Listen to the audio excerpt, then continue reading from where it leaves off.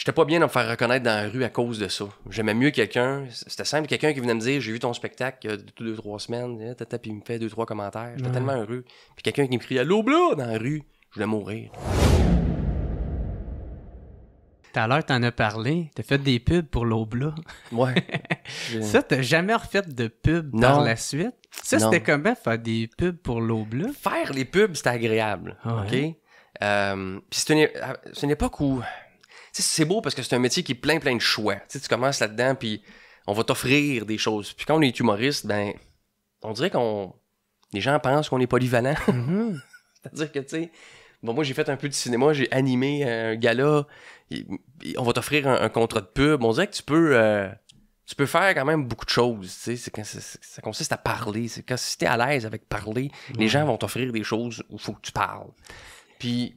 Donc, les pubs, je me disais, je suis ce gars-là, moi, là? Parce que quand tu commences, puis ça va bien, j'avais sorti mon premier spectacle à ce moment-là, j'avais gagné une coupe de prix, puis tout allait bien. Ah, OK, ça commençait, là. Ouais.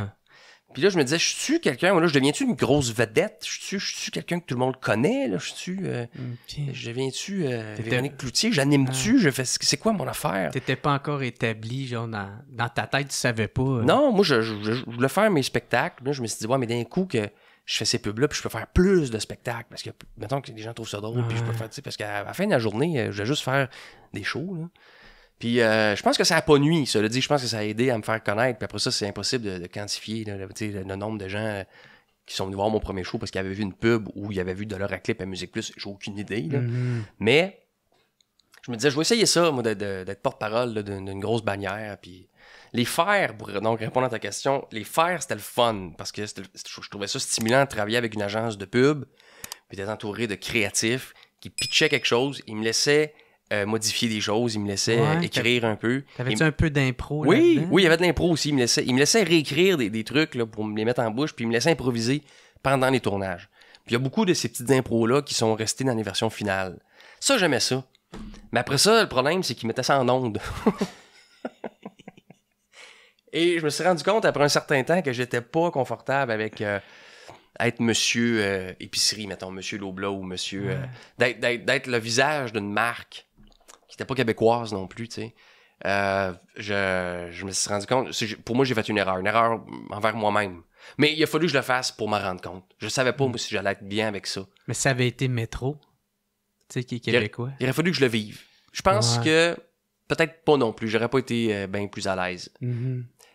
Mais ça, quand j'ai décidé de faire ça, je me disais, je vais essayer. Je sais pas si je vais aimer ça. Puis finalement, après 2 ans, ou 2 ou 3, j'étais pas bien de me faire reconnaître dans la rue à cause de ça. J'aimais mieux quelqu'un, c'était simple, quelqu'un qui venait me dire « J'ai vu ton spectacle il y a 2-3 semaines. » Puis il me fait 2-3 commentaires. J'étais tellement heureux.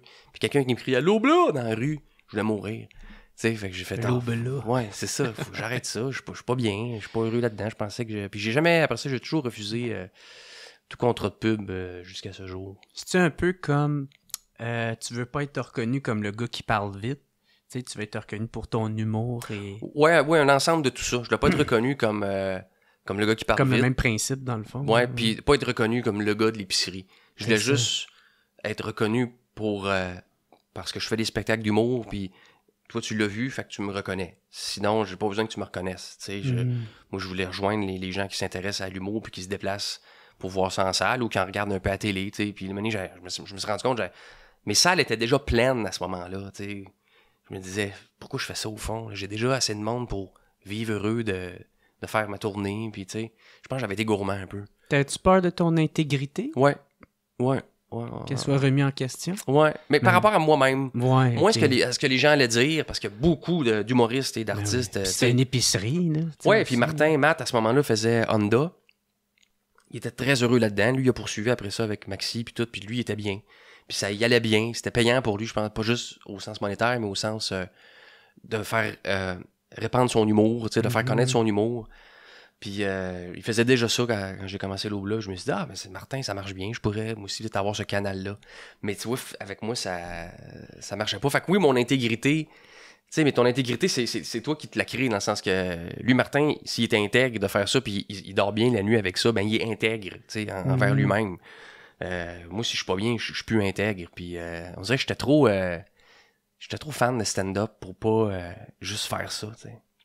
Ça pognait-tu beaucoup de ton temps à faire ça? Pas tellement. De gérer? Pas Tu sais, tellement. des fois, ça peut être la question. Hey, gars, je veux me concentrer sur le stand-up. Non, je pense que c'est pour ça aussi que beaucoup font de la pub, parce que c'est pas long. Ouais. C'est pas long. Tu as une agence qui travaille pour toi, tu n'as pas à penser. T'arrives pas avec l'idée d'origine. Il arrive avec l'idée, il arrive avec un texte. Toi, puis... tu peaufines là après. Exact. Moi, c'était comme ça. J'imagine que les autres humoristes, à tout le moins, qui en font, fonctionnent comme ça.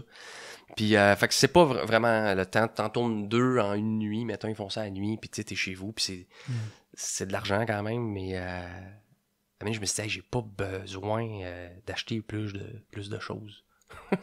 J'étais bien dans mon appart. Là. J'ai eu d'autres propositions après pour de la pub. Puis, jusqu'à maintenant, j'en ai pas. C'est quoi la plus bizarre qu'on t'a proposée? Il n'y en a pas eu de bizarre. Il y a eu des affaires, mettons, des courtes, mettons, un message à la radio de 30 secondes pour une somme débile. Puis je disais non. Puis c'est débile dans le sens où c'était pas être porte-parole d'une affaire. Là. C'était un quickie de quelque chose, puis beaucoup d'argent pour un message radio. Juste utiliser ta voix. Ouais. Puis je dis non. Fait que débile, pas dans le sens qu'un produit débile, mais une proposition un peu débile. Puis je faisais, je suis pas capable. Ouais. Ça me tentait pas. J'aimais ça. Regarde, demain je fais un show, après-demain je fais un autre show. Il y a où le problème, là? C'est correct. Pourquoi tout en vouloir plus? Oui, parce qu'il faut que tu t'arrêtes puis tu te demandes, je dis tu, là, quelqu'un qui est bien... Ça s'applique à moi, ce que je dis, là. Oui, c'est ça, c'est tes valeurs. Je veux pas... chacun crée son propre sentier, là, tu sais. Mais moi, mes valeurs étant que... Pourquoi à la fin de la journée, je fais ça, là? Parce que là, tu te mets à calculer, OK, l'impôt, après ça, j'ai un agent, après ça... Ce montant-là, là, je dis... Qu'est-ce que j'ai... Je veux pas m'acheter un avion, moi, là. Je veux pas avoir un bateau. Pourrais. Ouais, non, mais tu sais... Je veux écrire des jokes, là. Ça coûte rien, tu sais. Je suis heureux. Tu sais, dans le sens...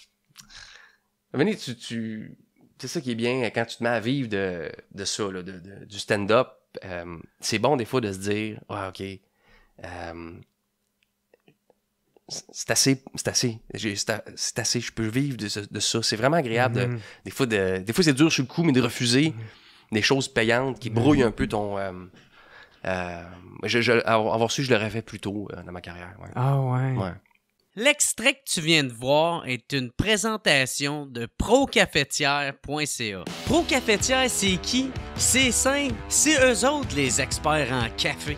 Une entreprise familiale située à Varennes, au Québec. Ils s'occupent de tout ce qui a rapport avec le café. Que ce soit des machines cafetières, du café, des accessoires ou la réparation de machines, ils s'occupent de tout. Je t'encourage à aller au procafetière.ca. Ils ont une boutique en ligne très simple à opérer qui livre tout partout au Québec en dedans de 24 heures. Pas convaincu? Livraison gratuite à partir de 75 $.